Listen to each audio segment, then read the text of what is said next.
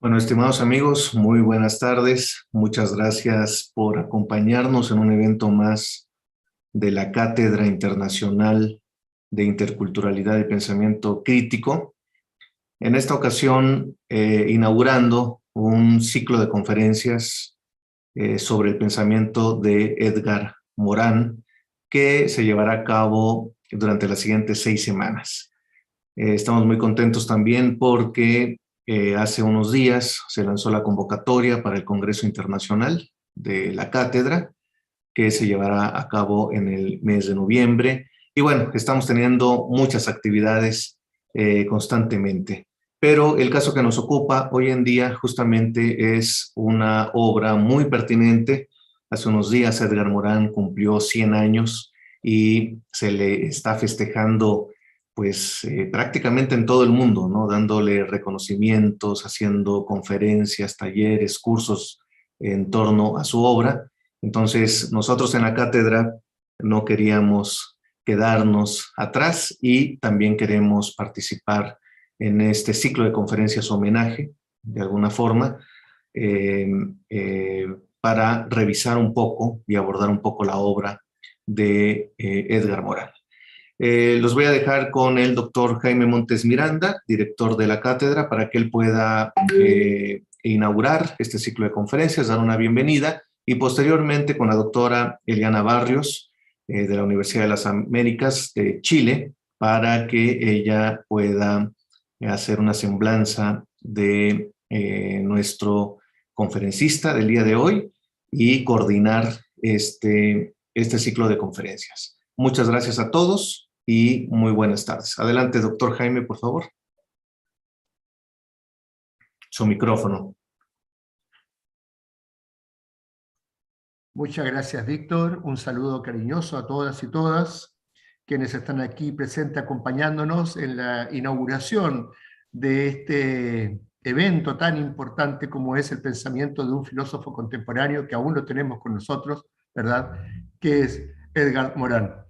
Ha sido todo un éxito la gestión que ha realizado la doctora Eliana Barrios para aglutinarnos y ponernos en dirección a este evento. Así es que a ella mis más sinceras felicitaciones, un abrazo cariñoso, puesto que también está a cargo de la línea de investigación de comunicación y cultura de la Cátedra de Interculturalidad y Pensamiento Crítico. Y también, por supuesto, un saludo muy cariñoso y especial a José Pérez de Arce, ¿verdad? Nuestro amigo, un personaje muy importante en la cultura chilena y un honor inmenso tenerlo con nosotros en el día de hoy. De modo que estamos verdaderamente muy contentos de iniciar de este modo este conjunto de charlas, ¿verdad? O seminario que nos va a llevar 6 semanas, ¿no? Y por lo tanto será muy importante que todos ustedes nos acompañen en esta velada, porque es una forma también de estimularnos, ¿verdad?, a seguir el trabajo. Y por supuesto, quienes deseen sumarse lo pueden hacer. En tanto estamos llevando adelante este evento, vamos a procurar también enviarle algunas direcciones sobre nuestra página en YouTube, nuestra página en Internet, en fin, para que ustedes también vayan tomando nota de cuáles son las actividades de la cátedra, cómo ha funcionado la cátedra, sus publicaciones, en fin, ¿no? Así es que nada más. Un abrazo cariñoso a todas y todos, un agradecimiento muy grande a quienes han querido acompañarnos en esta tarde fría aquí en Chile, pero bueno, supongo que es porque estamos en pleno invierno. Y dejo con ustedes a la doctora Eliana Barrios, entonces, ¿verdad?, colega y paisana, a quien yo le brindo en lo personal un aplauso virtual, ¿no? Por el trabajo que ha estado desempeñando, ¿no? No solamente en términos de esta actividad, sino también camino a nuestro congreso de noviembre. Así es que, pues nada, Eliana, por favor, adelante nomás. Muchas gracias, Jaime. Un abrazo. Y un abrazo a todos y una cordial bienvenida. Y vamos a dar inicio a la conferencia acerca de las conferencias, ciclo de conferencias acerca de Edgar Morán. Primero quería decir unas palabras acerca de Edgar Morán. Primero, bueno, que con 100 años sigue mostrando el mismo dinamismo que lo ha caracterizado toda su vida. Es todavía un gran maestro que acerca el conocimiento a las personas hasta transformarlo en un elemento deseable y cargado de entusiasmo. Es llamado el sabio renacentista. Una de sus frases favoritas es: todo lo que no se regenera, degenera. Y así ha sido durante toda su vida, sin miedo a las regeneraciones que ha asumido en su desarrollo personal y también acompañando las conmovedoras transformaciones del mundo en un siglo de incertidumbre, barbaries, novedades y esperanzas. ¿Ya? Y hoy, cuando llega a contemplar los terribles efectos de la pandemia del COVID-19, sabe que la realidad es compleja e incierta, que todo se relaciona con todo. Hay que aprender a enfrentar la incertidumbre, puesto que vivimos una época cambiante, donde los valores son ambivalentes, donde todo está ligado.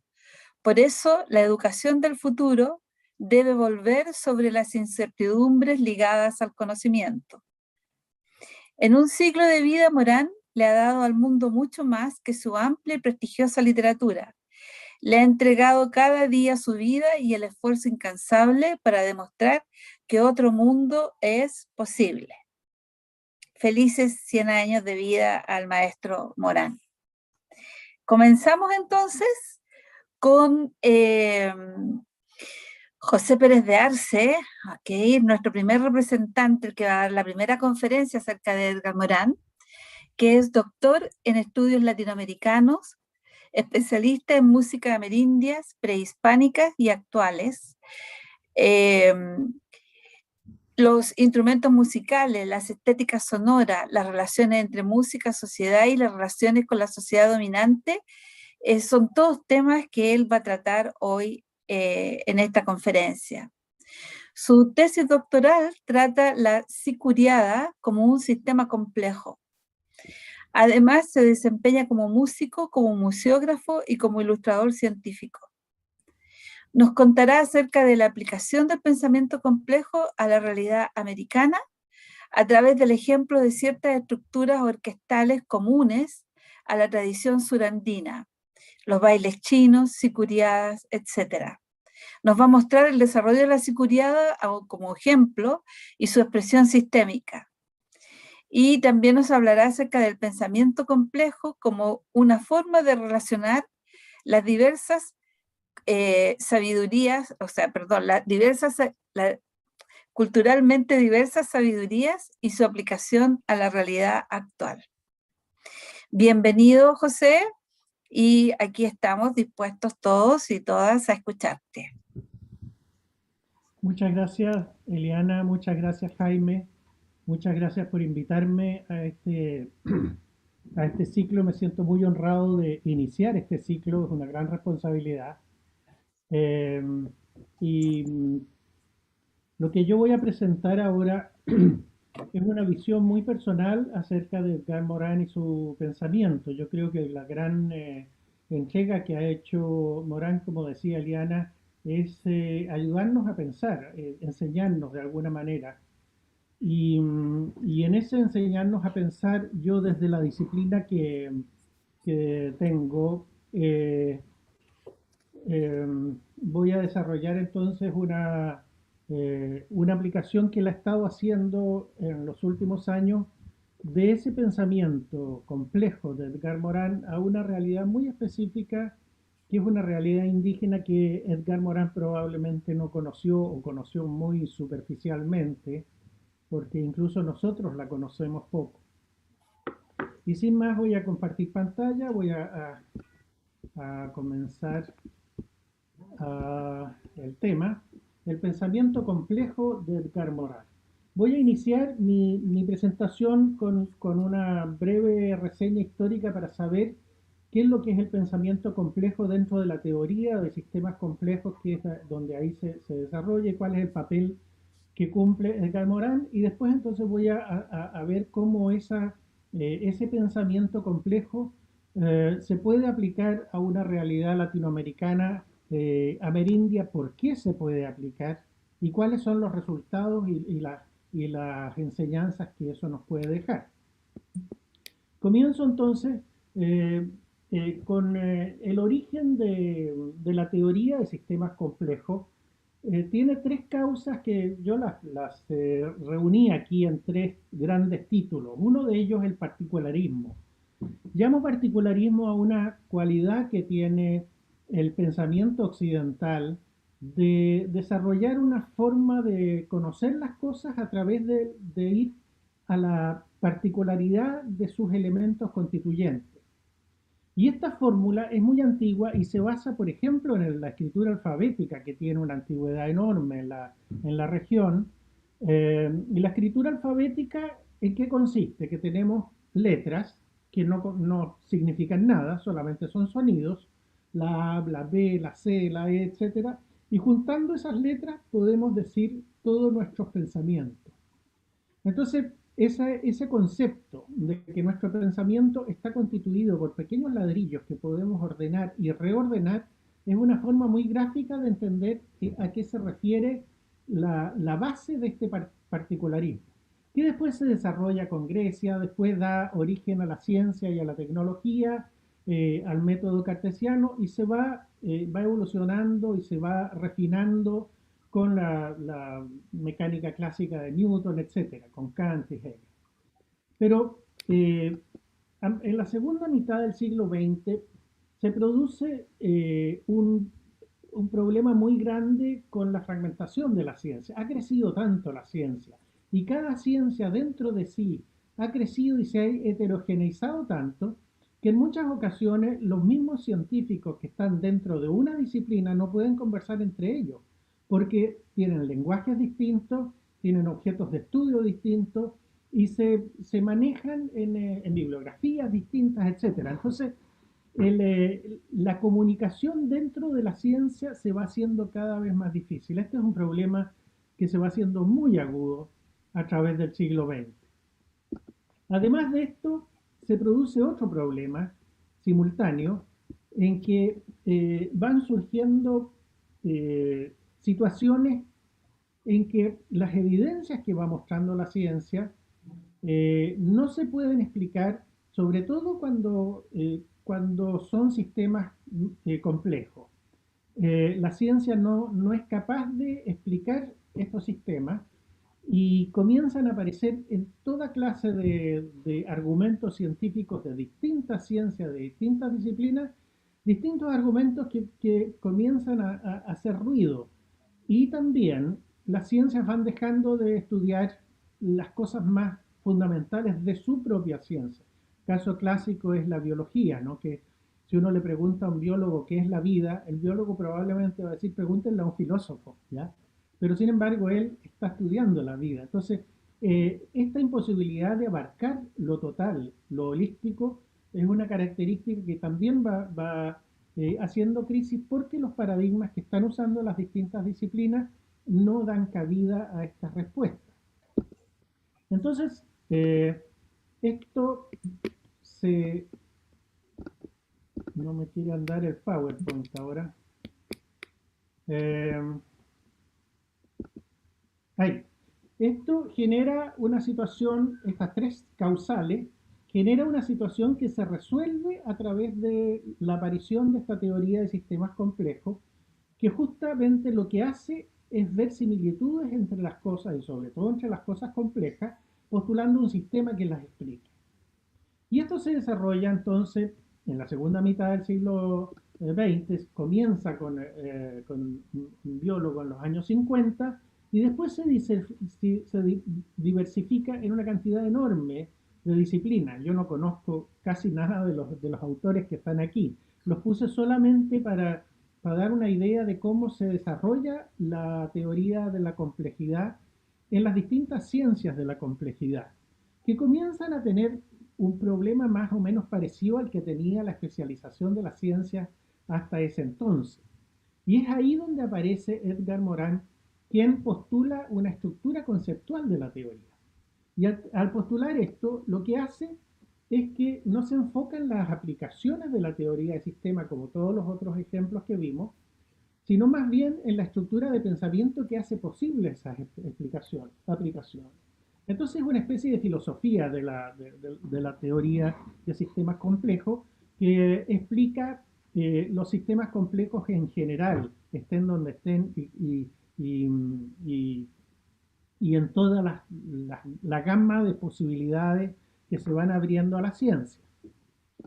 Y entonces yo aquí hice un resumen muy breve, muy, por supuesto, extraordinariamente apretado del pensamiento complejo de Edgar Morin en 7 puntos, el primero de los cuales eh, habla de la integración de los campos de conocimiento. En vez de esta disgregación que se estaba produciendo creciente a través de la ciencia, lo que dice Edgar Morin, tenemos que unir, porque todos los conocimientos son necesarios para entender las cosas. Entonces tenemos que ver la manera de integrarlo. El segundo tema tiene que ver con la interrelación de sus elementos, es decir, un elemento muy complejo no solamente está compuesto por muchas partes que pueden ser estudiadas por separado, sino que está compuesto por la relación entre todas esas partes.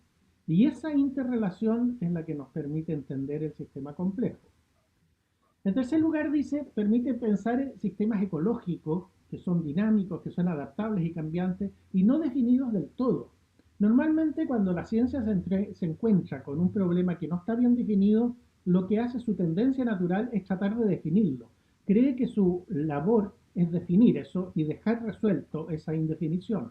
Pero los sistemas complejos, Edgar Morin nos dice, siempre va a haber un campo que no es definido y eso forma parte del sistema complejo. No debemos tratar de luchar contra eso, sino que aceptarlo como parte del sistema. En cuarto lugar, acepta que lo inacabado, lo incompleto, lo limitado, lo aproximado es parte de la reconstrucción lingüística del conceptuador. Y con eso el conceptuador pasa a ser parte del sistema que se está estudiando. No hay dos cosas como un observador que observa un sistema que es ajeno a él. El conceptuador ya al momento de hablar acerca del sistema y comenzar a explicarlo, está formando parte del sistema. Y dice que la borrosidad tiene que ver justamente con nuestra observación. Es una propiedad de nuestra observación. Los sistemas demasiado complejos, nosotros no podemos observarlos sino con una cierta borrosidad porque son demasiado complejos. Entonces, esa borrosidad tiene que ver justamente con que nosotros estamos influyendo en el sistema y nunca vamos a poder definirlo totalmente porque estamos actuando desde nuestra, podríamos decir, desde nuestra cierta ineficacia, ¿no? En cierto sentido. Después reconoce las nociones de desorden, incertidumbre y aleatorio, no como problemas, como siempre lo ha concebido la ciencia, en que el desorden trata de ordenarlo, la incertidumbre trata de convertirla en certeza y lo aleatorio trata de eliminarlo, sino que la ciencia de la complejidad reconoce que esos aspectos son constructivos y contribuyen a la parte positiva de la construcción del sistema complejo, es decir, el sistema complejo no puede existir sin un poco de desorden, un poco de incertidumbre y un poco de aleatoriedad, ¿no? Y por último, dice que el pensamiento complejo permite articular puntos de vista disjuntos. Y esto es muy importante porque a veces se producen situaciones en que se pueden observar dos realidades y esas dos realidades se pueden exponer de maneras que incluso son contradictorias. Y normalmente la tradición ante un problema así es como la tradición de la dialéctica, ¿no es cierto? Tienes un problema aquí, otro problema acá, son incompatibles, entonces uno de ellos tiene que prevalecer. El pensamiento complejo nos dice no es necesario que prevalezca uno, pueden existir los dos, porque se están refiriendo a dos aspectos de la misma realidad. Eh, Esto es como decía yo, un resumen extraordinariamente breve del pensamiento de Edgar Morin. Y ahora me voy a referir a cómo yo aplico este pensamiento a los sistemas complejos en las sociedades andinas y lo aplico específicamente a ciertos sistemas que yo he llamado las flautas colectivas, que los conocemos en muchas orquestas que existen en los Andes Sur, tanto en el altiplano boliviano, peruano, como hasta el centro de Chile, cerca de Santiago, en la foto de la derecha, es una foto de una orquesta que actúa cerca de Santiago que se llaman eh, bailes chinos. No tiene nada que ver con China, es una tradición ancestral que ha permanecido. Yo estoy llamando orquestas a partir de ahora a todas las agrupaciones de instrumentos, no importa si son grandes o pequeñas, sino que cualquier agrupación de varios instrumentos entre sí lo voy a llamar orquesta para poder entender a qué me estoy refiriendo. Y las flautas colectivas son unas orquestas en que toda la orquesta se comporta como una gran flauta, ¿ya? Como un solo individuo que está tocando una flauta compuesta de muchas personas. ¿Y esto por qué puede ser posible? Aquí hay que hacer una diferencia entre lo que es la idea que tenemos normalmente de la orquesta europea, que hemos heredado de la tradición occidental, y las orquestas andinas que me estoy refiriendo. La orquesta europea normalmente, si yo digo la palabra orquesta referida a un conjunto pop o a una orquesta sinfónica o a lo que sea, la imagen que tenemos es reunir varios instrumentos, ¿no es cierto? Un bajo, una guitarra y una batería, o un clarinete, una trompeta, un violín y un piano, o etcétera. Una combinación de instrumentos distintos. Esa es como la idea central de una orquesta en la tradición occidental. En cambio, en la orquesta andina, el concepto que está detrás es un concepto muy distinto. Hay un solo tipo de flauta que constituye toda la orquesta, y esa flauta no es solamente una flauta, por ejemplo, flauta de pan, en que pueden haber muchos tipos de flauta de pan, sino que es una flauta muy específica, cuyas características se repiten exactamente igual en todos los componentes de la orquesta. Esto hace que la orquesta andina se conforme de una manera muchísimo más sistémica que la orquesta europea. Y lo que yo voy a decir ahora, que va a estar replicado, o sea, va a estar referido, perdón, a una orquesta muy específica, que es la sicuriada, que es la que voy a explicar, puede referirse a muchos otros tipos de orquestas andinas. Eh, pero además de eso, el pensamiento andino es muy sistémica. Esto lo han estudiado varias personas desde distintas disciplinas, por ejemplo, en los textiles, eh, eh, en los quipu, eh, en una serie de elementos que, um, que demuestran que el pensamiento andino tiene una forma de pensar la realidad que está muy dentro del pensamiento complejo. Por supuesto que ellos no lo piensan como pensamiento complejo, es una deducción que nosotros hacemos. Aquí yo estoy poniendo un ejemplo de cómo los pueblos andinos del altiplano de Perú y Bolivia conciben el formar orquestas. Eh, esa concepción se basa en tres pares de posibilidades que son antagónicas. O las flautas son unitarias, que es la flauta que todos conocemos, que yo pesco una flauta y puedo tocar toda la melodía, o son par complementarios, en que yo tengo la mitad de las notas y otra persona tiene la otra mitad de las notas, entonces tenemos que ponernos de acuerdo para tocar la melodía. Puede ser individual, toco solo, o puede ser colectivo, tocamos en grupo.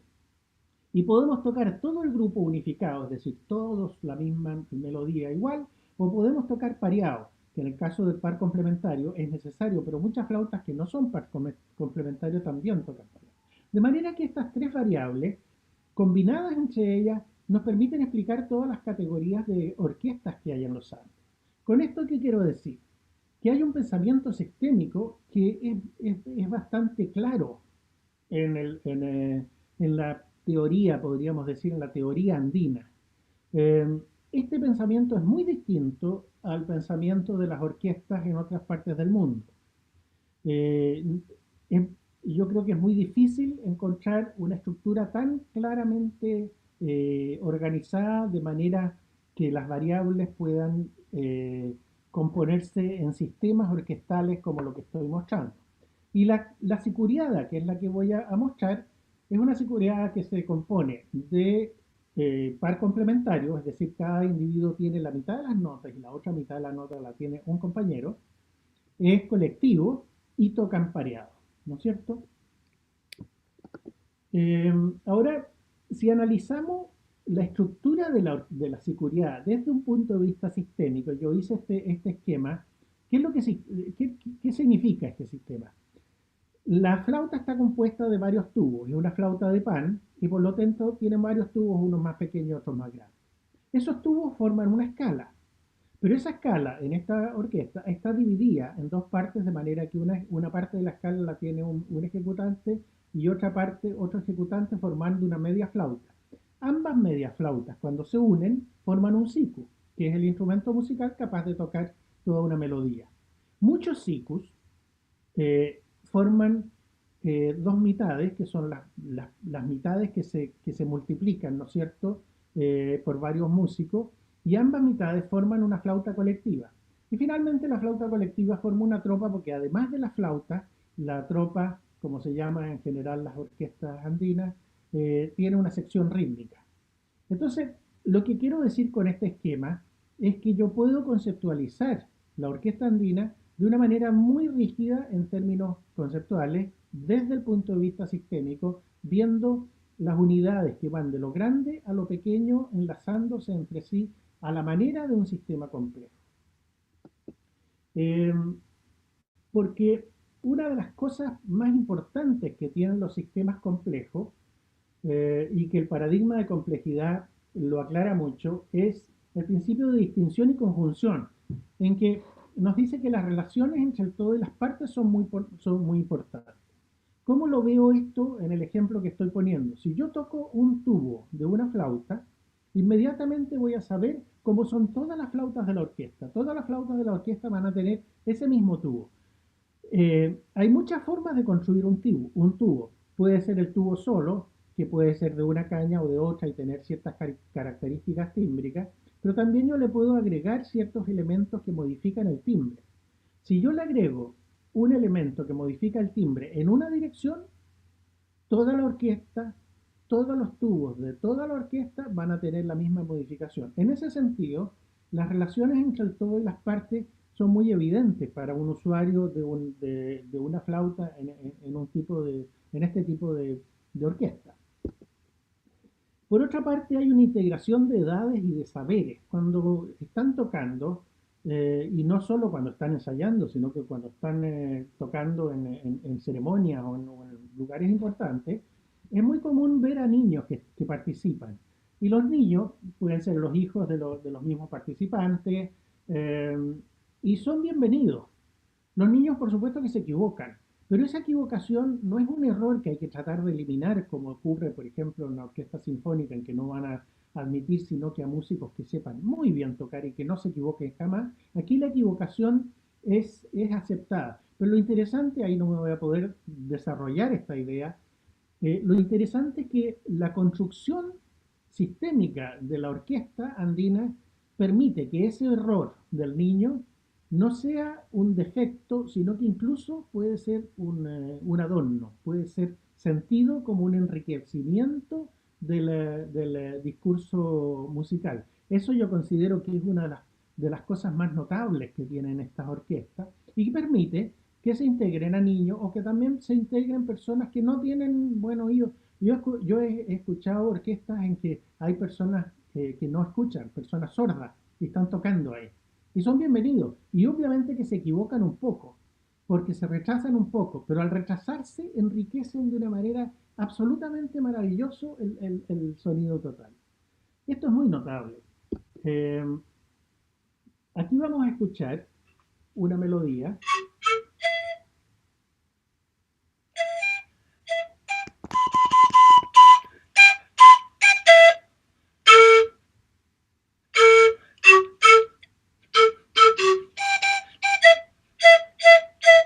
Esto es lo que yo tengo que tocar cuando me pasaban la flauta. Las primeras veces que ensayaba me decían, ya toca. Esto es lo que yo tenía que tocar. Es una melodía rara, una melodía llena de silencios, que no tiene mucho sentido. Es dificilísima de acordarse.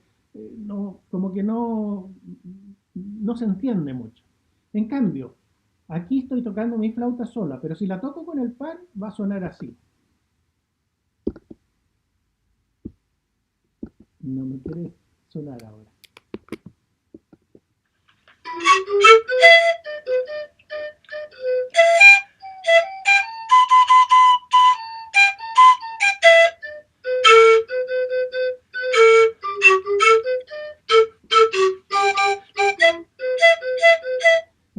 tocar dos flautas juntas es formar una melodía y es formar un solo músico, un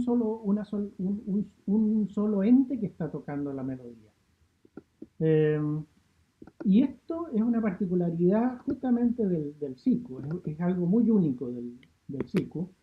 Aquí vamos a ver un video en que, fíjense, traten de ver ustedes, va a ser imposible que ustedes sepan quién está tocando qué. Todas las personas están tocando la mitad de las notas y están siendo intercaladas las notas, pero es imposible saber quién está tocando.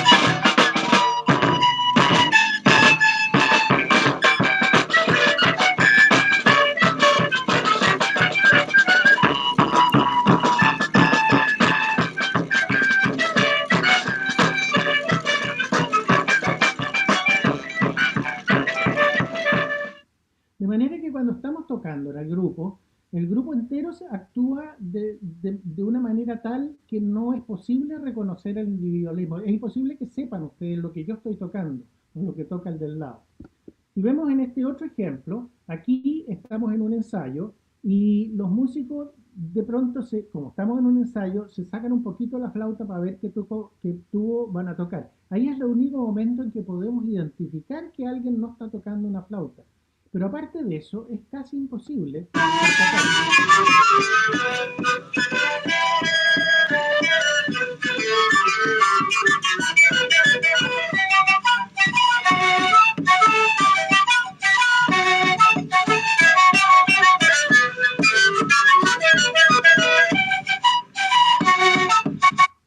Entonces lo que sucede con esta forma de tocar es que este hábito pareado me da a mí la sensación, mejor dicho, la vivencia de que yo soy dos personas.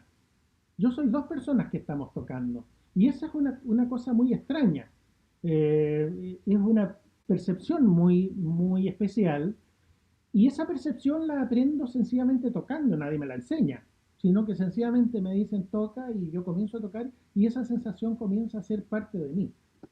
Eh, entonces, eh, esas relaciones vinculantes que establece este tipo de orquesta son parte de un sistema complejo y ustedes ven cómo esas relaciones vinculantes son extraordinariamente estrechas, muy fuertes, pero provienen del hecho simplemente de tocar música, de participar en la orquesta. Por otra parte, las orquestas son estructuras fractales, que tiene un poco que ver con lo que decía antes, en que yo toco un tubo y sé lo que va a pasar con todos los tubos de la orquesta, entiendo todos los tubos de la orquesta porque son lo mismo. Las orquestas muchas veces tienen distintos tamaños. Aquí hay un ejemplo de 4 tamaños y en el lado derecho hay varios ejemplos de cómo hay ciertos tubos adicionales que se le añaden al tubo principal para modificar el timbre. Pueden ser tubos abiertos, cerrados, pueden ser a la mitad o a 3/4 y cada una de estas diferencias, si es abierto, si es cerrado, si es más largo, si es más corto, va a generar una respuesta tímbrica del tubo distinta, es decir, son modificadores de timbre. Cuando un artesano escoge hacer una tropa de siku y escoge por hacerlo, por ejemplo, con tubos a la mitad del tamaño y abierto, eso quiere decir que todas las flautas de esa tropa van a tener esa misma lógica. Entonces, eso genera esta sensación fractal en que lo pequeño, lo individual, se replica en el total y entonces uno puede tener un ir y venir al analizar esto entre el total y lo particular porque hay un espejo que se va repitiendo a distintos niveles. A eso se refiere, eso es lo que se llama las estructuras fractales. Ahora, la invariancia del sistema es otra de las características y que la vemos en el sistema de siku, lo vemos con mucha claridad porque lo podemos observar que este sistema ya está presente a principios de nuestra era en la cultura mochi, hay mucha evidencia recogida por la arqueología y es exactamente lo mismo que ocurre hoy en día. Y hoy en día podemos, yo por ejemplo como sikuri, puedo ir al altiplano boliviano, puedo ir a Buenos Aires, puedo ir a Bogotá y entrar a una sicuría y a pesar de que no soy muy buen sicuri, me entregan un sicú y yo después de un rato voy a estar tocando con entera tranquilidad sin que me hayan explicado nada. sencillamente porque la invariancia del sistema me permite perfectamente saber qué hacer. Es decir, el sistema no varía a pesar del tiempo y no varía a pesar de la diversidad enorme de estilos que existen en el territorio. La diversidad se refiere que a pesar de esa invariancia, existe una diversidad infinita entre los distintos estilos. Voy a mostrar aquí otro video que está tomado cerca de Potosí, y fíjense ustedes que en el ritmo que tiene este estilo de sicuriada, es un ritmo muy especial porque no es un ritmo preciso, así como diríamos el ritmo militar que va marcando, sino que es un ritmo como fluctuante, que se atrasa y se alarga y se apura, ¿no?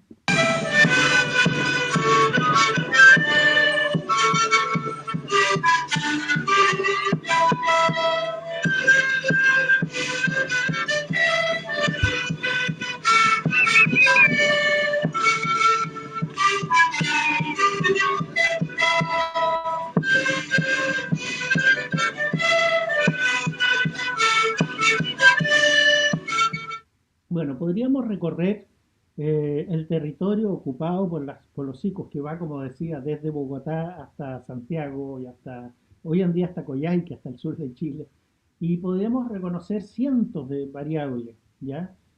Todos ellos son el mismo sistema, exactamente el mismo, pero la variación interna es muy importante porque los distintos pueblos altiplánicos, por ejemplo, se diferencian justamente por esas pequeñas diferencias. Pero también es importante ver cómo estas orquestas se relacionan con el entorno, con la sociedad. Voy a poner aquí un pequeño video que va a mostrar muy claramente a qué me quiero referir con esto que se llama la performance participativa, en que la orquesta forma parte del contexto social.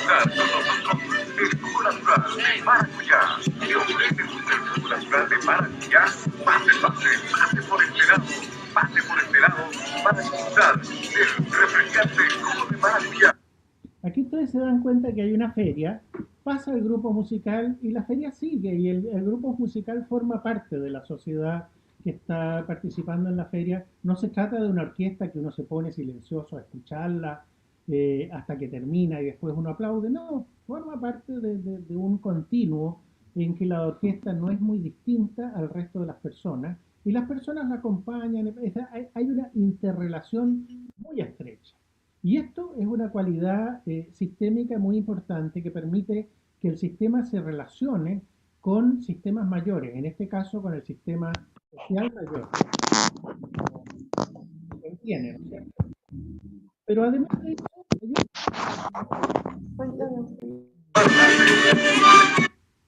en este ejemplo, en que ustedes van a ver cómo la seguridad se relaciona con el paisaje, ya no solo con la sociedad, sino que con el paisaje, con el pueblo, etc.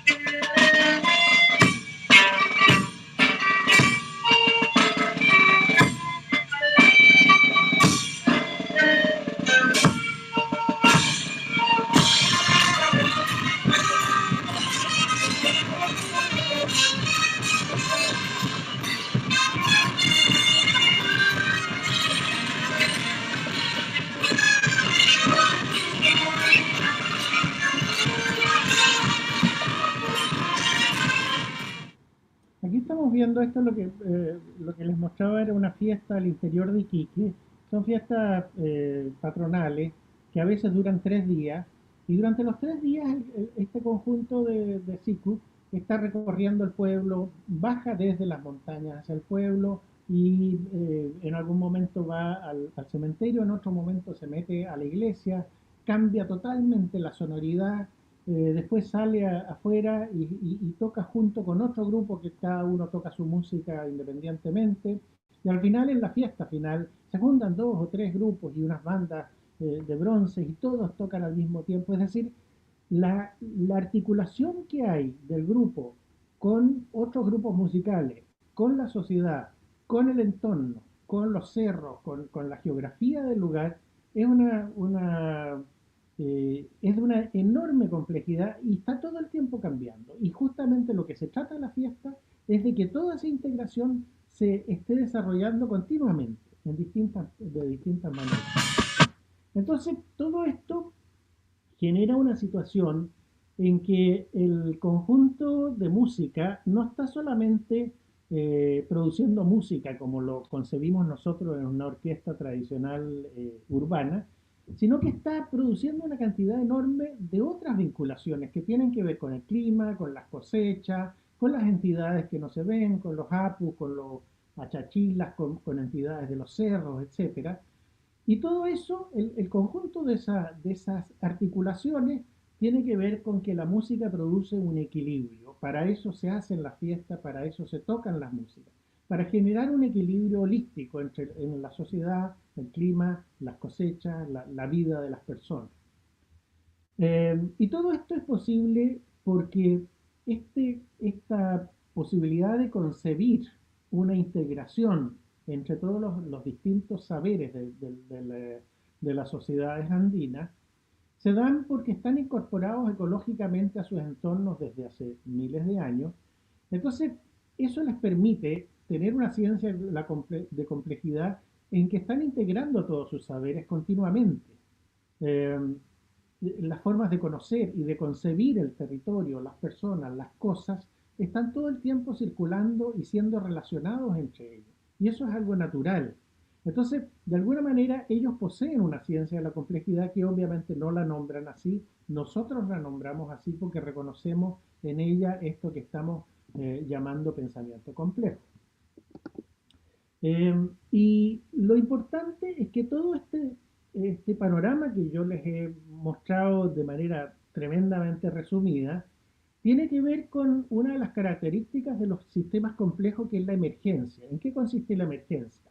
Abajo puse un ejemplo muy sencillo. Una molécula de agua posee propiedades que son absolutamente distintas a la molécula de hidrógeno y a la molécula de oxígeno. Si yo estudio el hidrógeno y estudio el oxígeno, jamás voy a poder deducir que juntos van a tener propiedades como las del agua. Si yo estudio el agua, jamás voy a poder deducir cuáles son las propiedades del hidrógeno y cuáles son las propiedades del oxígeno. Es decir, las partes son distintas al todo y cuando las partes se juntan emerge una propiedad que es totalmente distinta y que es indeducible. Yo no la puedo deducir antes de que se produzca y es irreductible.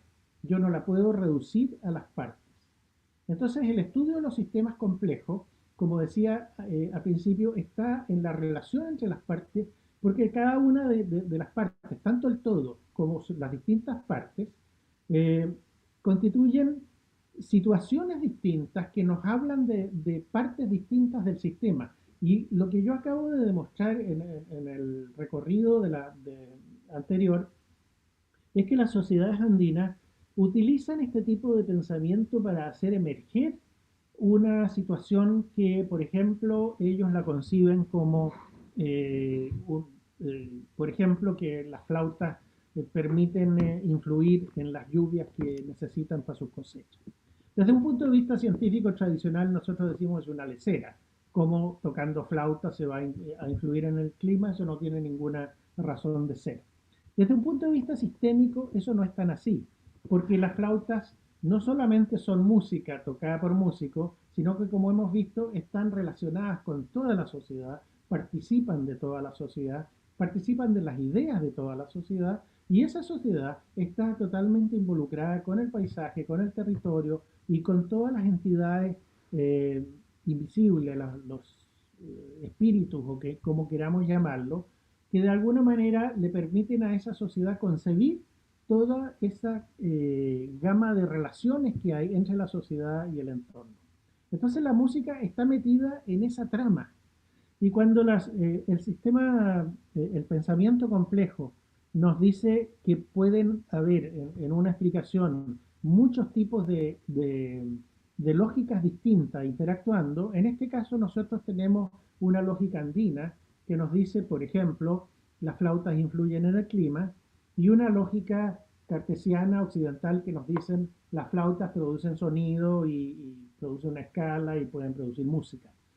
Ambas son realidades que no se relacionan entre ellas porque están basadas en paradigmas distintas, pero forman parte de una misma realidad y el sistema complejo, el sistema de pensamiento complejo nos permite decir, de acuerdo, tomemos ambas y veamos que ambas estén colaborando, como quien dice, a que el sistema se comprenda. De manera que eh, una conclusión que yo saco de lo que acabo de señalar es que el pensamiento complejo permite formular postulados que obedecen a lógicas diferentes a las de los idiomas indoeuropeos. Yo he mostrado postulados que provienen de los idiomas andinos, aymara y quechua, por ejemplo.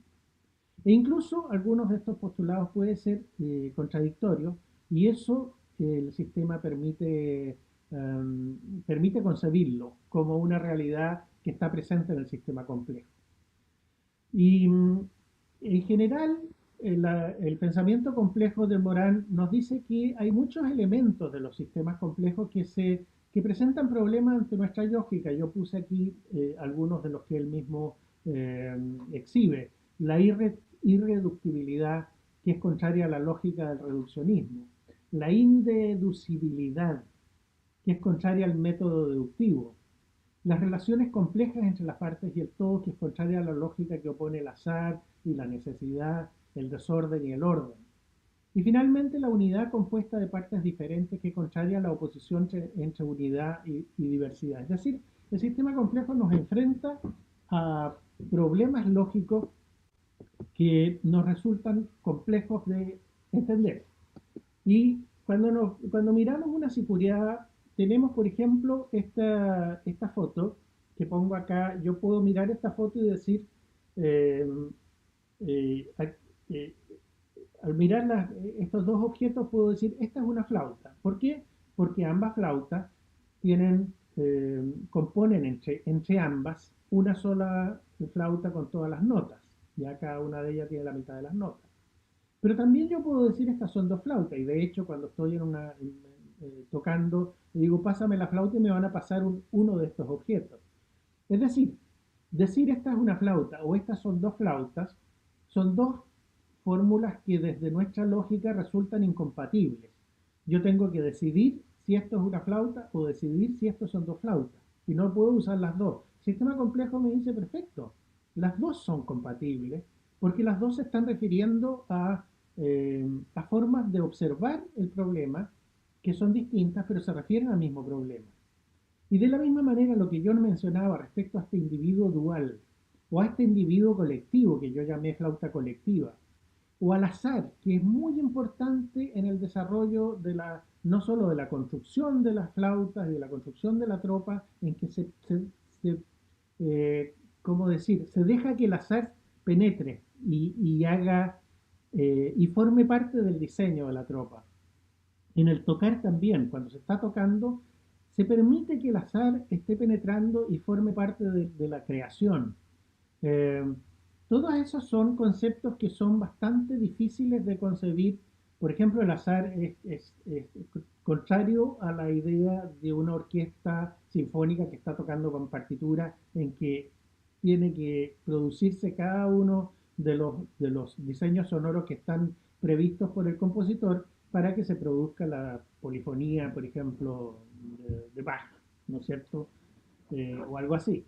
De manera que el pensamiento que nos enseña el actuar en una orquesta de esta, es un pensamiento que como que nos abre la posibilidad de ver la realidad y el pensamiento complejo nos dice, es posible aceptar, a pesar de que sean contradictorias, algunas de estas ideas como parte del sistema complejo. Entonces, la conclusión que yo saco es que el pensamiento complejo permite generar códigos para explicar de modo científico un saber popular implícito en sistemas complejos.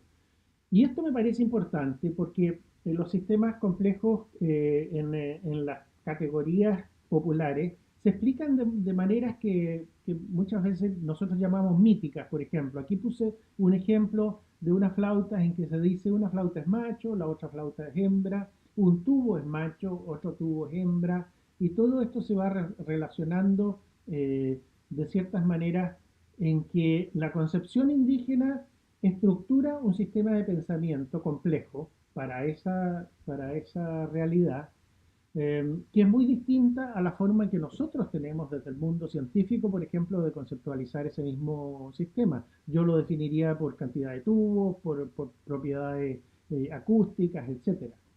El pensamiento complejo es una forma que nos permite ligar estas distintas concepciones de la realidad y nos permite traducir el pensamiento popular en un lenguaje científico, y eso lo hace útil para la ciencia, por así decirlo. Sabemos cómo ocuparlo.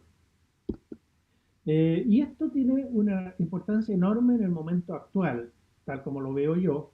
Aquí puse una foto de un evento reciente que se produjo en Chile cuando Elisa Loncón fue elegida presidenta de la Constitución,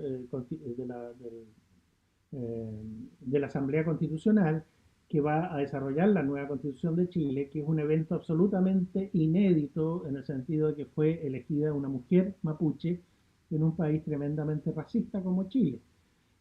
Y cuando estaba haciendo esta ceremonia, estaba la machi Francisca Linconao agitando unas ramitas de canelo. Obviamente, y para nosotros, el agitar una ramita no tiene ningún significado, nos parece un hecho absolutamente sin importancia. Pero el hecho que hubiera una macha, es decir, un chamán mapuche, eh, agitando esta ramita en ese momento tan importante, nos está indicando que ahí hay un lenguaje simbólico de una tremenda importancia que discurre por canales totalmente distintos a los que nosotros estamos ocupando. Pero lo interesante es que esa distinción se está dando de forma pública y en lugares importantísimos de la realidad nacional. Es decir, este diálogo que hasta hace poco tiempo era un diálogo que tenían los antropólogos por una parte o las personas que vivían en lugares alejados por otra parte, hoy en día es un diálogo que se nos exige que tengamos como sociedad. Y todo esto tiene que ver con el descolonizar el pensamiento. Y entonces el pensamiento complejo de Edgar Morin, en este sentido, presenta una ayuda enorme. Y eso es la idea central que yo he querido mostrar. Y termino nombrando uno de los eventos que a mí me parece más importante del siglo XXI, que es cuando eh, en la Carta Fundamental de Ecuador, en 2008, el pueblo quechua introduce el concepto de suma camaña, que es un concepto muy complejo. Una de las cosas más importantes que refleja este concepto es que conceptualiza a la naturaleza como un sujeto con derechos, que fue una revolución a nivel mundial en ese minuto, que produjo un enorme rechazo, pero que con el tiempo se comenzó a ver que esta misma concepto que ellos llaman suma camaña se conoce en muchos otros pueblos amerindios, mapuche, aymara, también en castellano, en guaraní, en la Amazonía colombiana, los mayas. Cada uno lo nombra de formas distintas, cada uno lo concibe de forma distinta, pero es un pensamiento sistémico bastante similar y que cumple con muchos de los atributos del pensamiento sistémico, uno de los cuales es que el pensamiento sistémico nunca es acabado y nunca es una teoría que se escribe en un libro y queda cerrada y para siempre, sino que siempre es un concepto que está en desarrollo. Y yo creo que la posibilidad que nos abre Edgar Morin al presentarnos el pensamiento complejo es una tremenda herramienta de ayuda para establecer esta necesidad que tenemos como sociedad en el mundo, en el siglo XXI, con todos los problemas que se nos vienen encima. Y con eso termino. Muchas gracias. Muchísimas gracias a ti, José, por esta interesante conferencia y por esta forma tan creativa y tan que se ajusta también y logra ajustar también lo que es el pensamiento complejo con el tema de la música andina. Me gustó muchísimo. Bueno, estamos abiertos ahora a las preguntas de todos, ¿ya? Sería bueno que levantaran las manos, ¿ya? Para poder saber, para poder ir coordinando. Cuéntenme.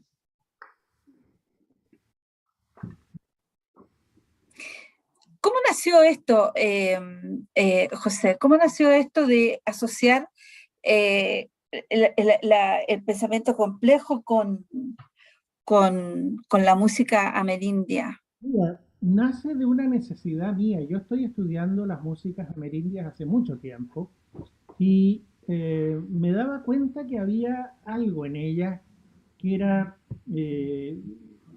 como que se iban repitiendo ciertos problemas y ciertas funciones y ciertas formas de entender y no sabía mucho cómo abordarlo hasta que de pronto cuando estaba estudiando en el doctorado me dijeron pues si lo que tú estás haciendo es buscar un sistema y entonces me di cuenta que lo que tenía que hacer era acercarme a la teoría de sistemas complejos y cuando me comencé a acercar se me comenzaron a iluminar muchas maneras de entenderlo. Y desde ahí entonces seguí este camino porque me di cuenta que era una beta muy útil. Antes de eso no la conocía, yo no soy la teoría de sistemas complejos no la conocía y no la trabajaba antes, porque no la había necesitado. Entonces fue un descubrimiento para mí también y me ha sido tremendamente útil. Se ve. Doctor Jaime Montes, su pregunta tiene que el micrófono. Ahora sí. Bueno, muchas gracias, José. Realmente ha sido una exposición espectacular. Yo me quedé lleno de temas y preguntas, a pesar de que ya conocía tu exposición por una reunión previa en la que ya nos habías hablado de esto. Hay un libro que se publicó en Chile hace unos años atrás ya, que se llama Otra lógica en América Latina, de Christian Parker. Fue un libro en el que él intentó aproximarse a esto de la cultura popular para entender que las relaciones que se dan en la cultura popular en general, ¿verdad?, obedecen a una lógica distinta a la lógica occidental, ¿no? Y eso ha hecho que el continente durante muchos años pareciera un continente desconocido. Y si no desconocido, transformado, malinterpretado o ignorado. Y es muy fácil utilizar la expresión barbarie para irse en contra de lo que no se entiende, ¿verdad? Precisamente la próxima semana me tocará hablar de este tema y me voy a apoyar un poco en esta idea para señalar cómo es posible, ¿verdad?, purificar de ese estigma esta cultura. Yo creo que el pensamiento complejo es una herramienta muy interesante que le vuelve a dar sentido a algo que en principio al menos no lo tenía, o no lo tenía para quien era el espectador, el observador que miraba desde fuera. He visto muchas fiestas religiosas, por ejemplo, en donde ocurren cosas que obviamente son absolutamente extraordinarias, precisamente porque no logran entrar con facilidad en la mente de una racionalidad formal, ¿no? Como, por ejemplo, como tú mostraste las sicuriadas paseando por la ciudad o por los mercados, pues a veces pasa la Virgen también por los mercados, ¿no? Y ella se vincula con los humos de las parrillas, de las carnes, ¿no? Es decir, llega un momento que uno dice, ¿ah? Uno piensa que la Virgen tiene que estar en la iglesia y afuera, pues, la gente, ¿no? Pero cuando penetra la procesión dentro de una feria donde se está comiendo y se está bebiendo, aparece como que estoy tratando de vincular dos fenómenos absolutamente antitéticos y contradictorios. Y a eso muchas veces se le llama barbarie, ¿verdad? Entonces, de hecho, hay muchos testimonios de estas fiestas. Hay un libro maravilloso que conocemos, ¿verdad?, sobre este tema, en el que quienes iban a visitar estas fiestas, ¿verdad?, terminaban horrorizados, en primer lugar por la música, porque no se entendía una música de pitos, ¿no?, y saltos, ¿no?, como también por las procesiones, en fin. Entonces, es un tremendo desafío para nosotros profundizar en la cultura popular. Creo que tú, el camino que estás haciendo es verdaderamente extraordinario, y así como ese tipo de expresiones musicales en este caso, hay un montón de otras expresiones populares que requieren una lógica distinta, ¿verdad? Una lógica que a lo mejor, ¿verdad?, nos ayuda a las herramientas de Edgar Morán, ¿no?, para poder profundizar en ellas. Eso, José, gracias. Gracias, Jaime. Eloy Salinas, tenías una pregunta. Primero que nada, felicitar al expositor. Se me viene a la mente de primera impresión, yo estoy en México, ustedes están en Chile, las 4 estaciones de Vivaldi, el invierno, le tocaría a usted. ¿Cómo se siente en un momento el frío en realidad cuando lo estás escuchando? ¿Cómo se siente el crujir del viento? ¿Cómo se siente todo eso? Ahora, lo que está haciendo usted, ahora sí, como decimos acá en México, estrellita para usted en su frente, es cómo explicarnos esas orquestas como usted pone, de flautas, cómo explicarlos, ese tipo de orquestas que se hace aquí en México también, para hacer celebraciones religiosas, para hacer celebraciones de cultivo, para hacer, y que uno cuando se para y lo ve, queda asombrado, pero no sabe por qué está asombrado, no sabe tanto, con perdón, tanto ruido que escucha, que se oye tan divino, y no puede decir justamente eso, porque es un caos, vamos a decir así. También el caos se siente con Vivaldi en las 4 estaciones, por poner un ejemplo. Me encanta también Federico Chopin, pero eso que está haciendo usted, ¿no?, es meterse a los 400, 500 años que tuvieron estas personas, Vivaldi y Chopin, para poderse explicar y entender lo que pasaba en ese momento. De aquí el pensamiento complejo del señor Morillo, ¿no? De aquí la dificultad que ha encontrado usted para explicarla. Por eso quise levantar la mano y hacer una exposición un poco pobre, si usted quiere, pero me da para entender más la cultura de mi pueblo, la cultura de otros pueblos, el entender, ¿no? Le agradezco. Gracias. Gracias, Eloy. Laura García, ¿habías levantado la mano? ¿Está por ahí, Laura? No. Mónica. Ahí está Laura, perdón. Buenas noches. Saludos desde la ciudad de Campeche, aquí en el sureste de México. Es muy interesante ver cómo, a partir de lo que explica, que yo nunca me había puesto a pensar la complejidad del pensamiento utilizando la alegoría de la música. Muchísimas felicidades. Realmente quedé asombrada de la forma tan clara que expone el ponente y quería participar para felicitarlo. Muchísimas gracias. Gracias, Laura. Mónica Fernández. Ok, gracias. Buenas noches a todos, todas y todes. Excelente, José. Impecable lo tuyo, me encantó, una maravilla. Y bueno, quedé pensando, como le pasó a Jaime, me empezaron a revolotear ideas por la cabeza porque es una cosa maravillosa como Edgar Morán nos puede acompañar en la posibilidad de pensar los problemas nuestroamericanos, ¿no? Y entonces digo, esas imágenes que mostrabas, ¿no? Del el concepto de la cultura, la música, en el mercado, me hacen recordar mucho, y discúlpenme que siempre vaya a Kush, pero esto que dice Kush respecto de la ecología, si se quiere, que hay en un mercado, ¿no? Un mercado es como una economía de amparo, es como una vivienda, es estar amparando a la sociedad, ¿no? Y entonces digo, ¿cómo nos puede colaborar la posibilidad de pensar Kush con Edgar Morán, que de algún modo tienen ese punto de vista tan particular, ¿no? De hacer Edgar Morán lo correspondiente a la complejidad, pero Kush lo correspondiente al mestizaje intelectual, si se quiere, ¿no? Y entonces pregunto algo que me viene dando vueltas hace mucho tiempo en la cabeza, y es que yo leo en Kush algo así como lo que Morán habla de la famosa espiral, ¿no? Del bucle, si se quiere.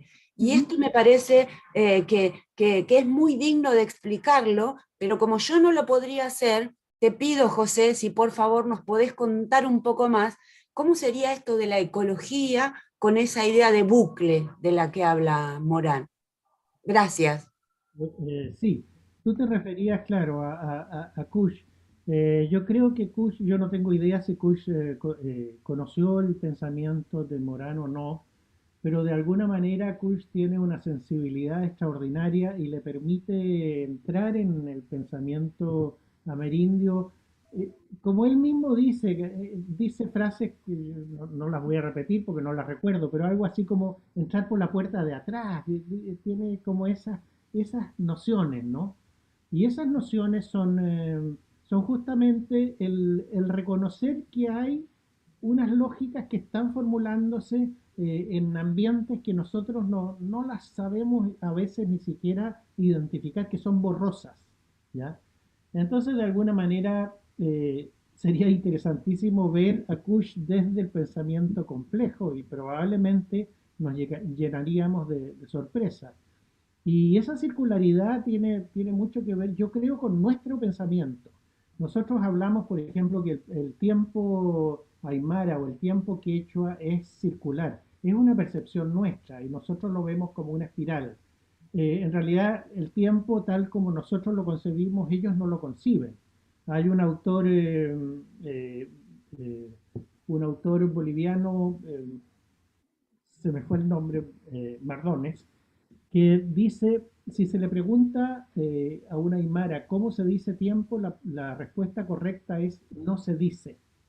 Entonces, estamos ante dos sistemas que están hablando lenguas distintas, y eso es lo bonito, que el pensamiento de Morán nos dice, de acuerdo, no pueden traducirse, pero eso no significa que no puedan dialogar, los podemos entender. Y yo creo que Kush hace lo mismo desde su sensibilidad tremendamente ágil y abierta, ¿no es cierto? No sé si respondí tu pregunta, es mi sensibilidad frente a tu pregunta. ¿Sí? Gracias, muchas gracias. Gracias. Alejandro Resillas. Sí, buenas tardes a todos y todas. Gracias, Diana.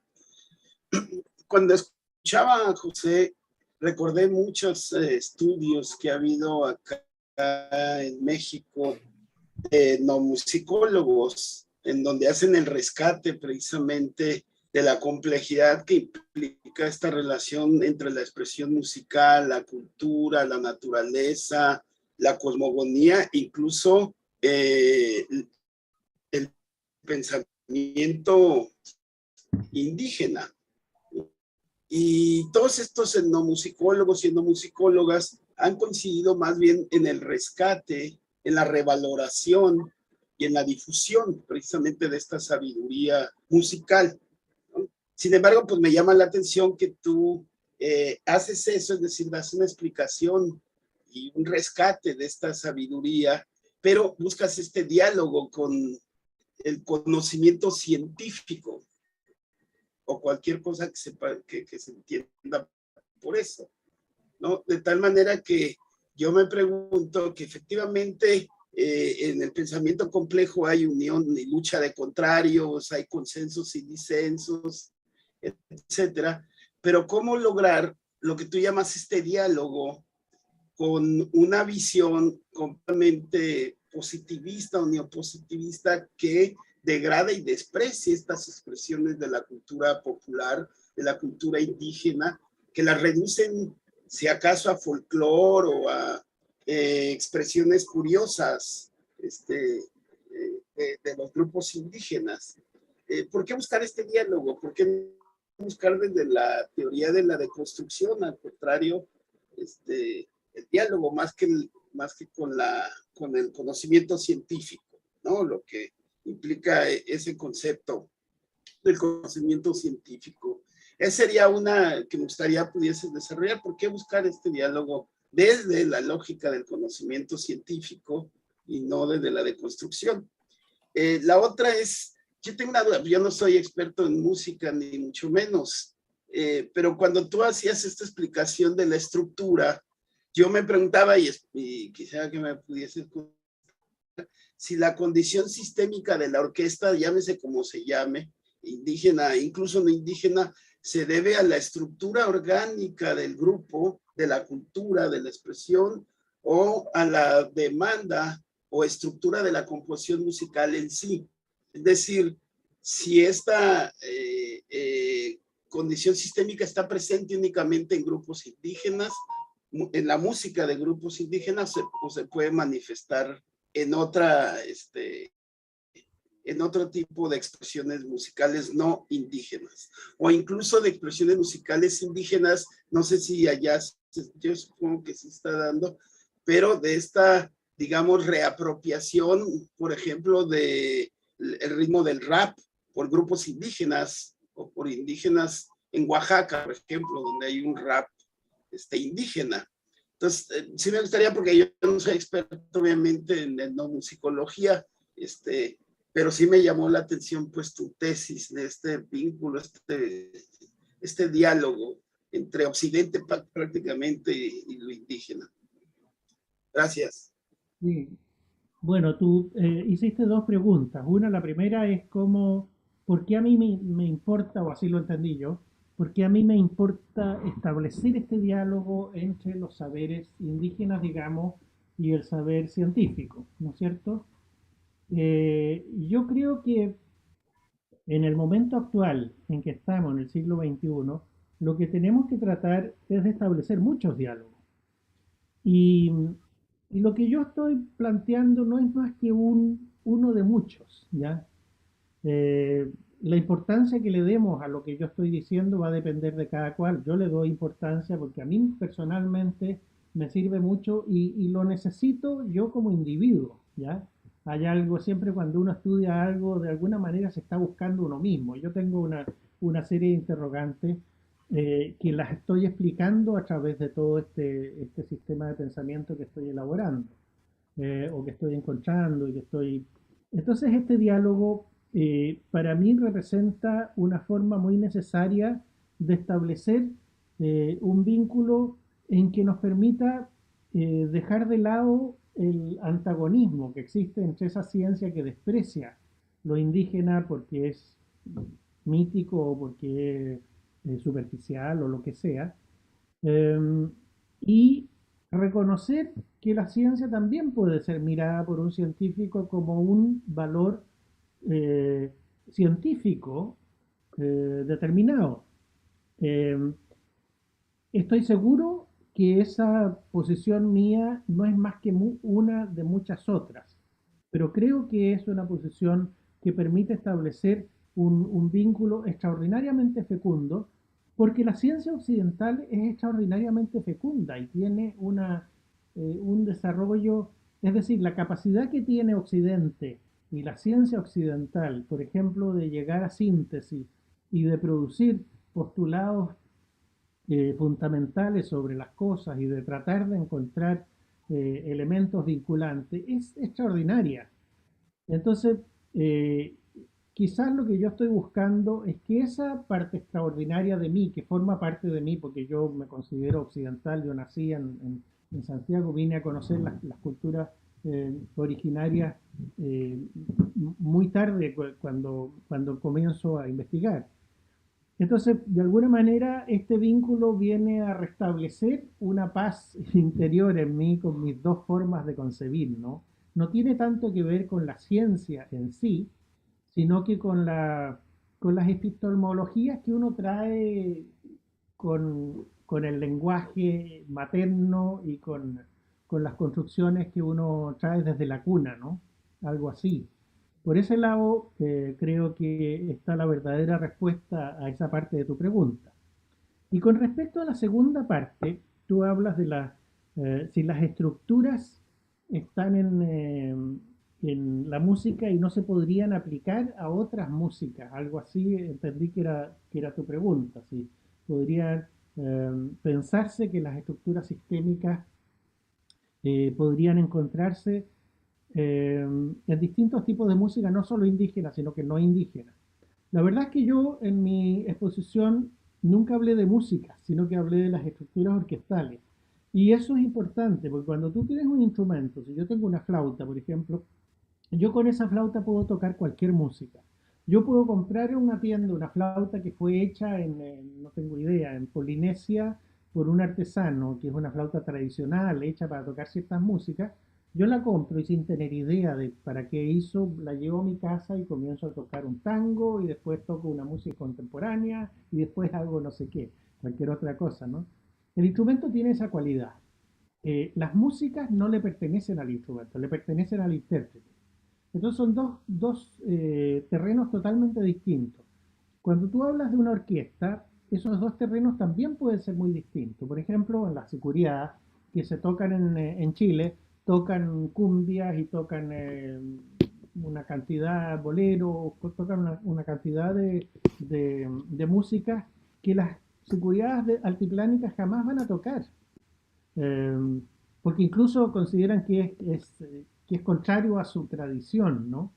Entonces yo separo la música de las estructuras y creo que esa separación me permite hacer este análisis de manera mucho más libre. A lo mejor se puede hacer este análisis con la música, pero es muchísimo más difícil, extraordinariamente más difícil, porque la música es una cosa muchísimo más fluida, cambia de un momento a otro, cambia de una persona a otra, cambia de una población a otra, está cambiando todo el tiempo. Entonces es muy difícil establecer vínculos estables que permitan hablar de sistemas. Lo que no pasa con la sicuriada, que nosotros podemos decir la sicuriada la encontramos en Moche hace, no sé, hace 8 siglos, no, 18 siglos.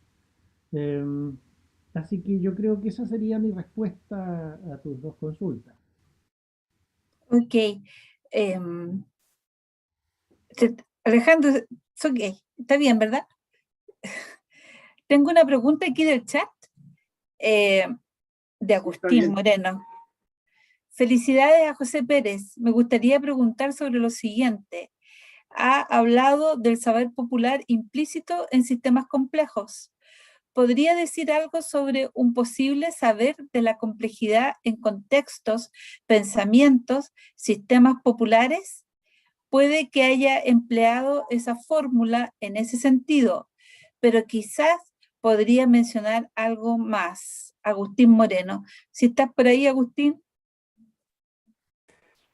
Sí, hola, buenas tardes o buenas noches. No sé si se me oye bien. Bueno, pues esa era un poco la pregunta, que quizá la puedo decir un poco de otra manera, que si a su juicio, bueno, felicidades por la exposición, si hay algún grado de conciencia acerca de una especie de saber de la complejidad, pues en esos sistemas populares. He cambiado un poco la fórmula, pero como ya digo, quizá usted mismo la empleaba entendiendo que quizá pueda haberlo. Gracias.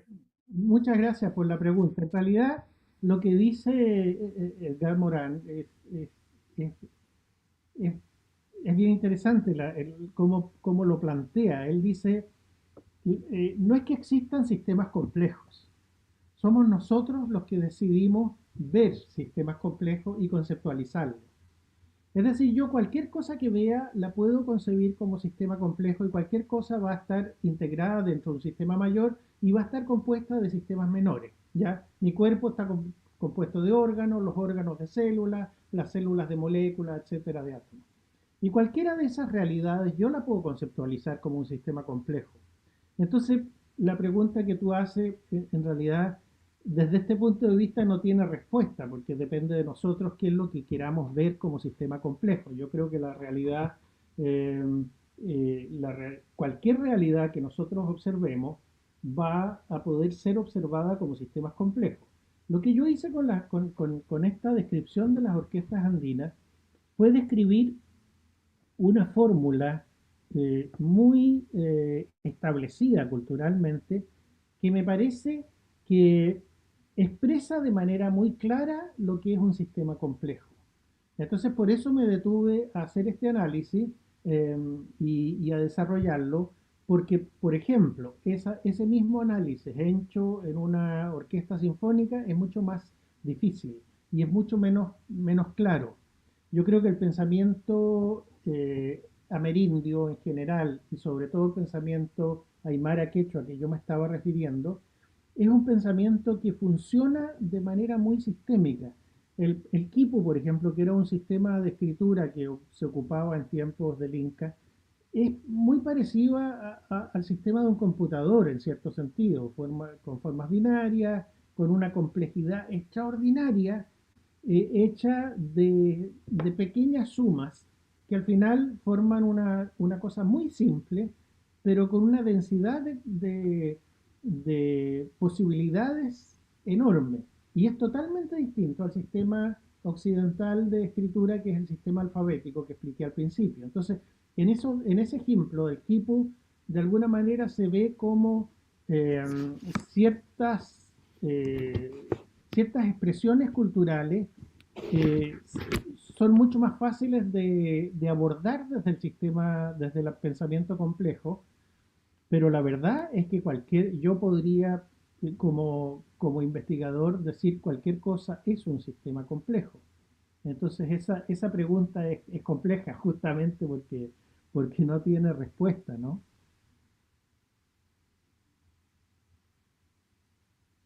¿Tienes apagado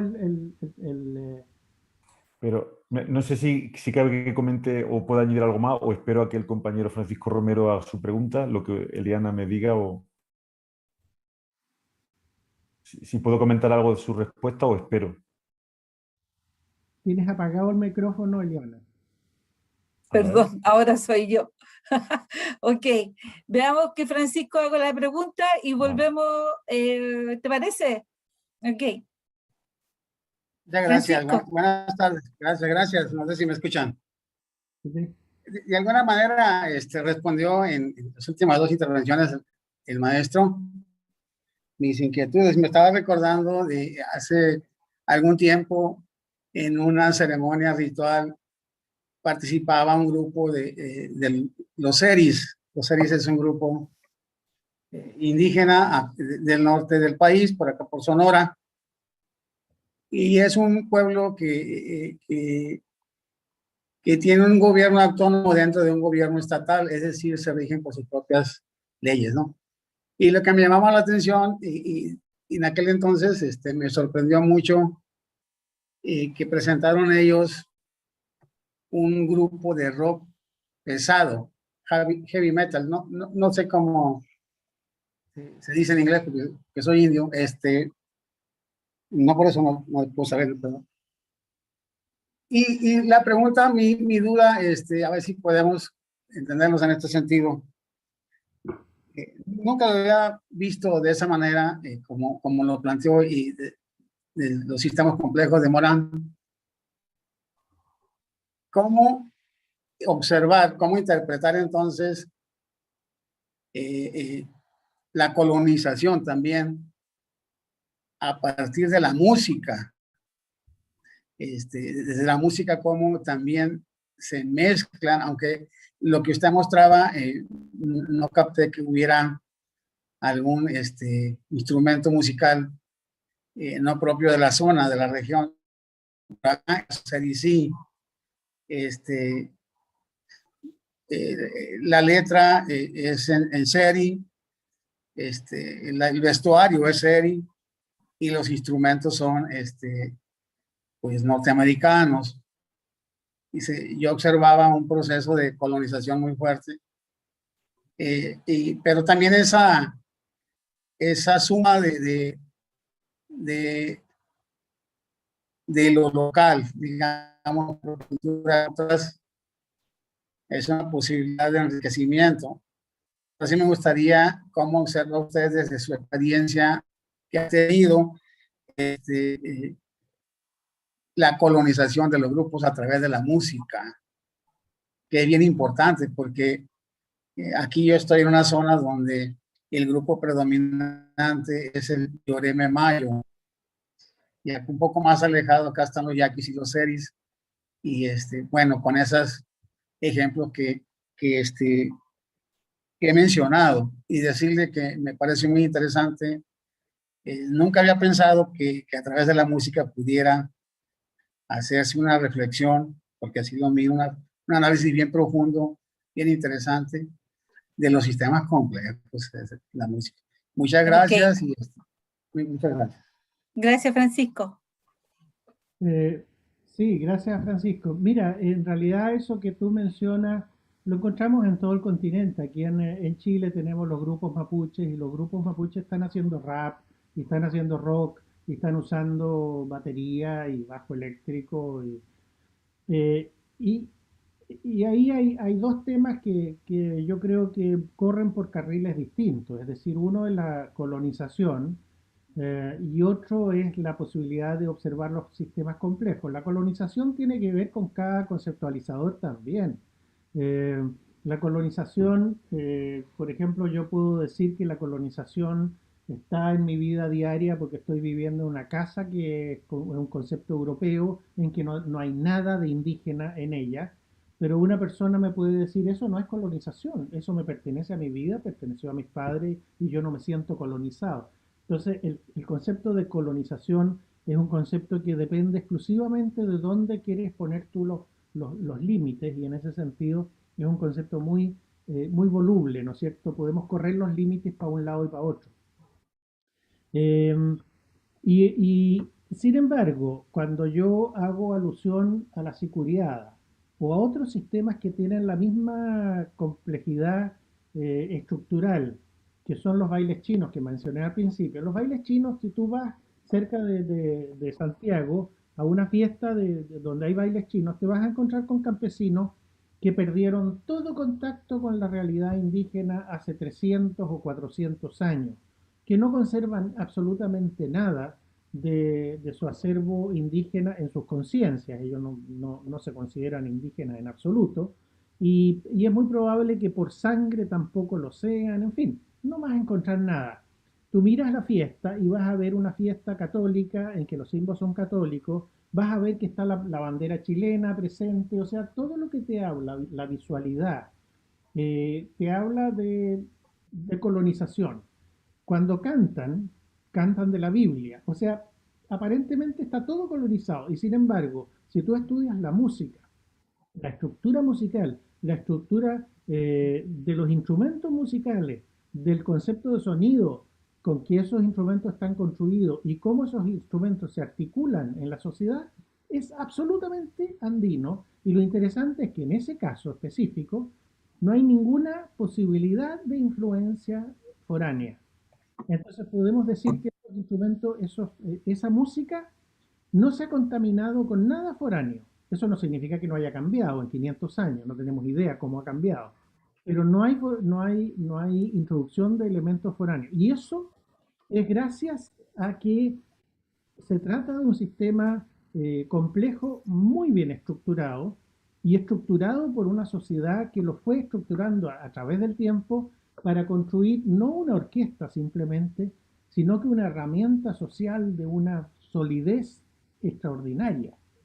Y en ese sentido, el estudio de los sistemas complejos nos permite entender ciertas estructuras que son muchísimo más resilientes que otras, y que pertenecen a fórmulas sociales y a tremendos logros culturales que se han hecho a través del tiempo. Entonces, volviendo al caso que tú mencionabas de los yaquis, todas las culturas están en permanente cambio, ¿no es cierto? Y lo han estado siempre. En tiempos prehispánicos era lo mismo, es decir, las culturas jamás han estado detenidas, ¿ya? Entonces, ver el cambio no significa ver una discontinuidad, sino que ver sencillamente un transcurso de la realidad.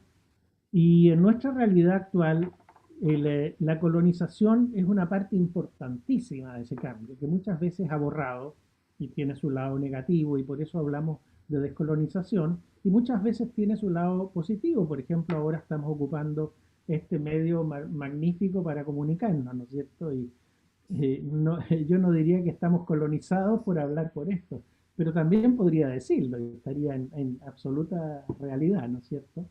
Entonces, en ese sentido yo separo esas dos realidades, la colonización y la... No sé si contesté tu pregunta. Gracias. Agustín, tú tenías una pregunta más y después Jaime, para que vamos cerrando, ¿ya? Ok. Agustín. Sí. Vale. Bueno, pues era un poco a partir del comentario que me había hecho antes, me había dado la impresión de que Te quedaste pegado. siendo en la epistemología de Gamogan el constructivismo algo patente. Perdón. ¿El sonido en cambio sí se oye bien o es solo la imagen? Sí, ahora estás bien. Ahora estás bien. Bueno, a ver si quito la cámara y si va esto más rápido, a ver si se oye ahora mejor. Decía Sí. que es patente en el macroparadigma de la complejidad de Morin el constructivismo, en línea con lo que usted decía, pero al mismo tiempo quizá me gustaría completar con el hecho de que Egan Morin, cuando habla de complejidad, y él mismo alude a la etimología de complejo, aquello que está tejido, que está trenzado juntamente, como algo que pertenece a la propia realidad compleja. Entonces, eso por una parte. Y esta matización me sirve para repreguntarle acerca de lo que le decía inicialmente. Usted hablaba del saber popular implícito en los sistemas complejos. Entonces yo me preguntaba, en algo tan hermoso, tan peculiar, tan rico como las orquestas andinas de las que nos ha hablado, me preguntaba si hay algún tipo de conciencia en ese contexto popular acerca de ese sistema complejo que ellos mismos representan a la hora de, por ejemplo, pues integrar, decía usted, a los niños, a esos otros músicos que quizás no lo hacen tan bien, como esa unidad compleja que articula también elementos diferentes o dispersos. Esa era un poco la pregunta que quizá ahora he podido afinar mejor. Muchas gracias. Ok. Mira, yo creo que la mejor forma de responder esa quizás sea observar cuando, por ejemplo, la sicuriada, que fue una elaboración que tuvo miles de años en el altiplano peruano y boliviano, y que comenzó en el año 70 a ser conocido en la ciudad de La Paz, perdona, claro, en 1970 se produjo por primera vez en la ciudad de La Paz una descripción en que un grupo de universitarios de la Universidad San Simón eh, se, se apropió, diríamos, de esta música, que hasta ese momento era música de indios, y la comenzó a tocar. Y ellos no eran indígenas, ellos eran estudiantes, universitarios, blancos, digamos. Y la reacción que produjo eso en las comunidades de migrantes altiplánicos en La Paz fue tremenda. Ellos lo primero que dijeron, esto es imposible, no lo vamos a tolerar, ustedes no pueden robarnos nuestro acervo cultural, nos han robado todo, nosotros vamos a defender. Después con el tiempo eso se fue, esa dificultad inicial se fue limando, pero esa dificultad expresa muy bien lo que ellos están defendiendo. Ellos, por supuesto, que no van a decir nosotros tenemos un sistema complejo y no lo toques, ¿no? Obviamente que eso es un absurdo, pero ellos están defendiendo una complejidad que muchas veces no la saben definir porque justamente está entretejida.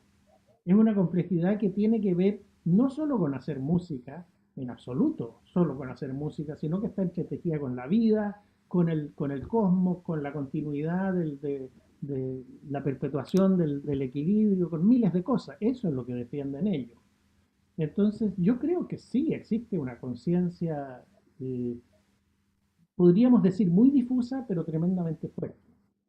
Esa es la percepción que yo tengo, al menos. Ok.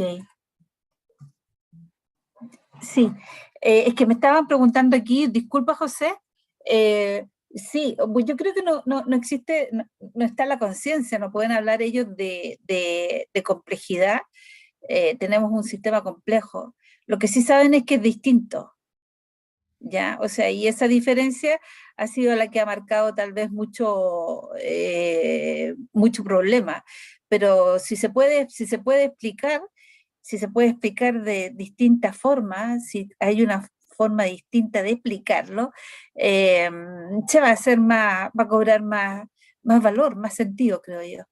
Por eso creo que es tan importante verlo desde este punto de vista. Además que esas imágenes maravillosas que mostraste para la antropología visual es una maravilla. Así que está muy bien. Jaime. Ya.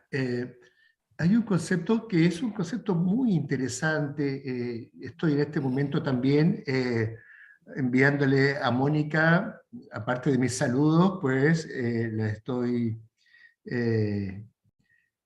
sugiriendo que haga una reflexión en torno a un concepto tan importante que aquí no se ha tocado y me parece a mí relevante, que es el concepto de fagocitación.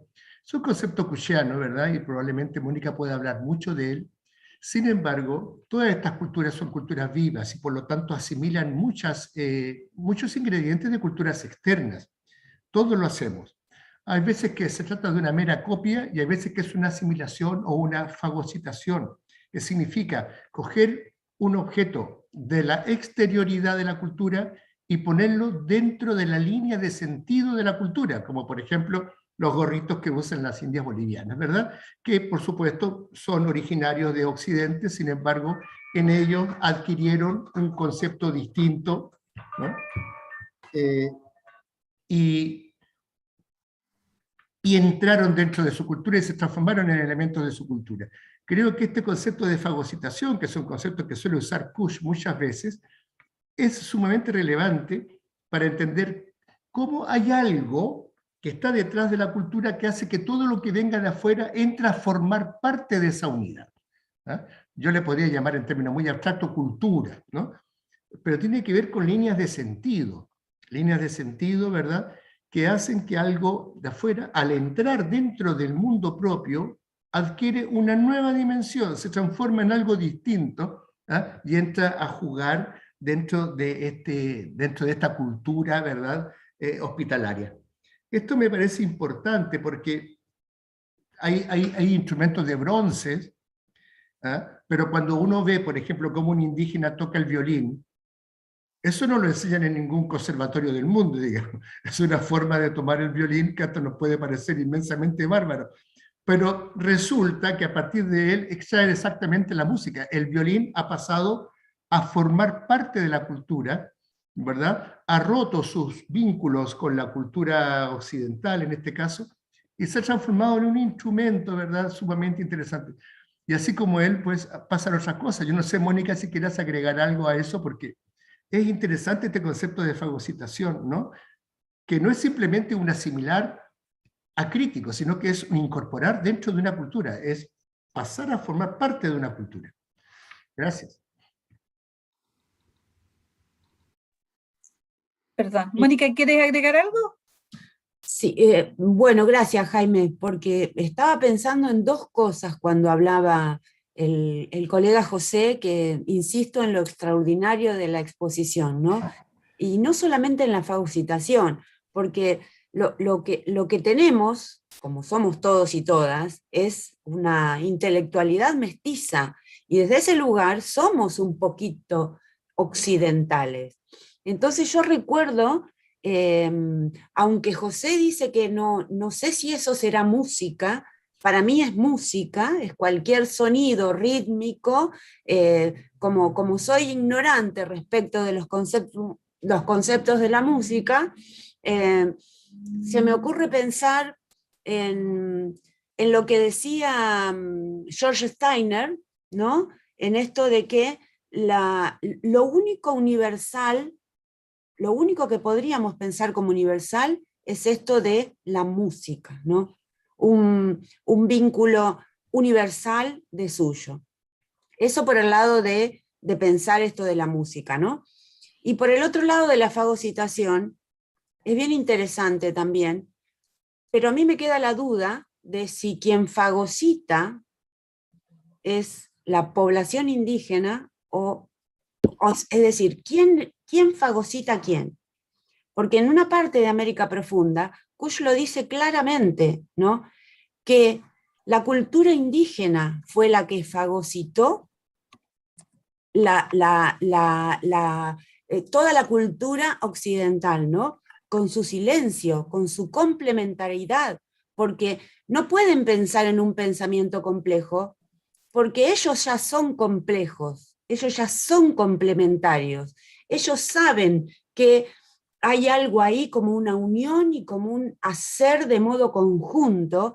Entonces a nosotros nos interesa la complejidad porque fuimos condicionados con esa cultura individualista.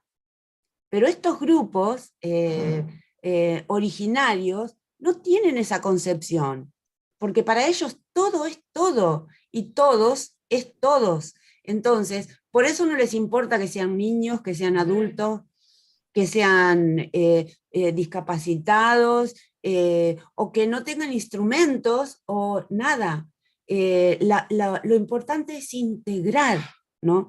Y eso a un poblador originario o a una pobladora originaria nunca les interesaría. Nos interesa a nosotros por lo que cómo hemos sido condicionados, ¿no? Eso quería agregar, ¿no?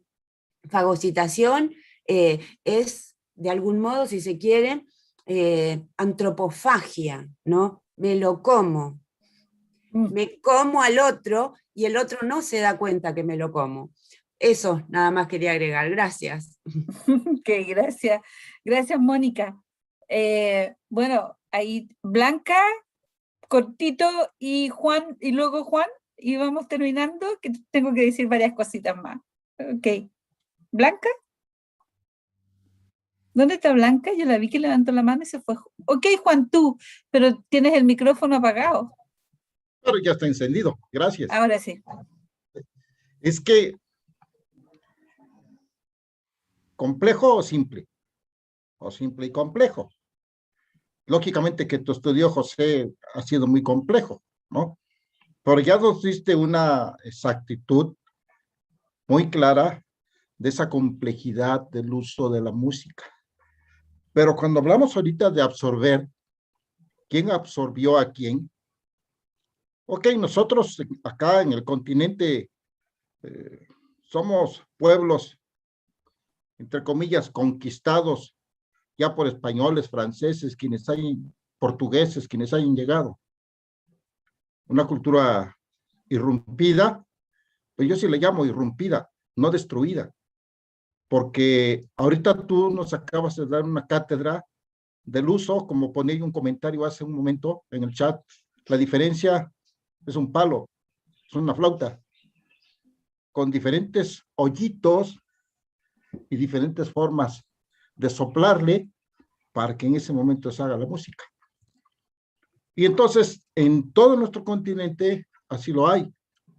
En nuestro querido México, de donde soy, pues lógicamente que tenemos lo propio, y también sucede lo mismo.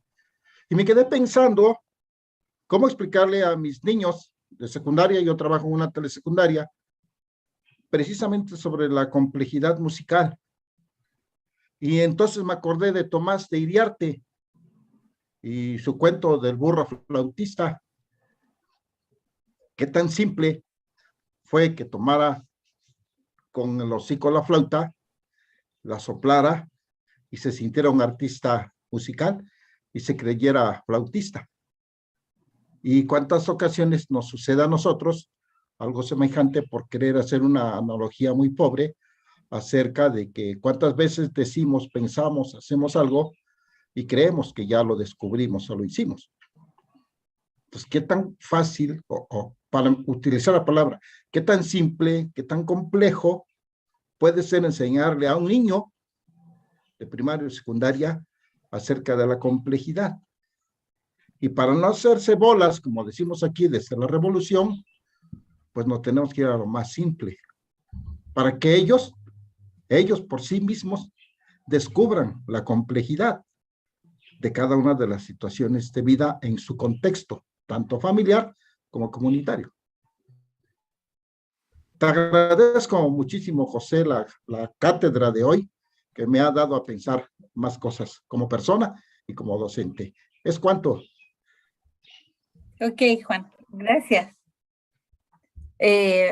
Bueno, yo creo que hemos tenido diversas opiniones y ya todos coincidimos en felicitar a José por esta exposición.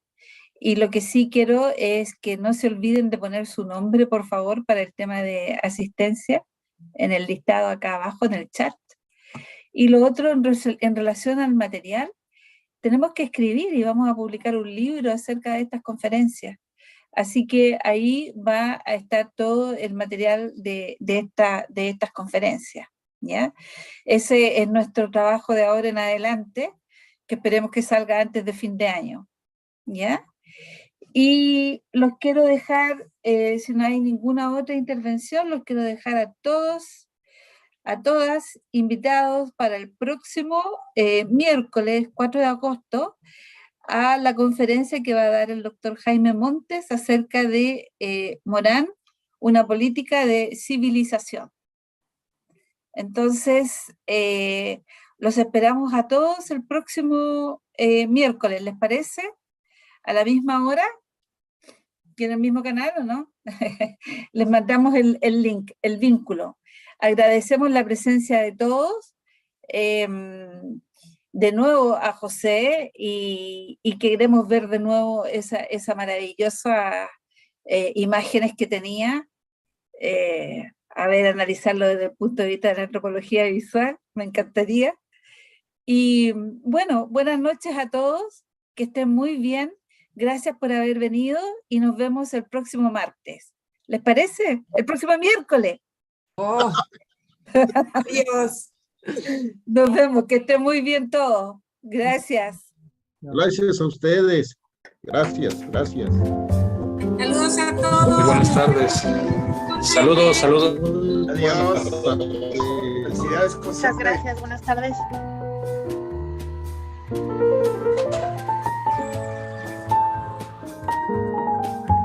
Saludos. Dios los bendiga. Hasta luego. Saludos. Hasta luego, bonita tarde. Gracias.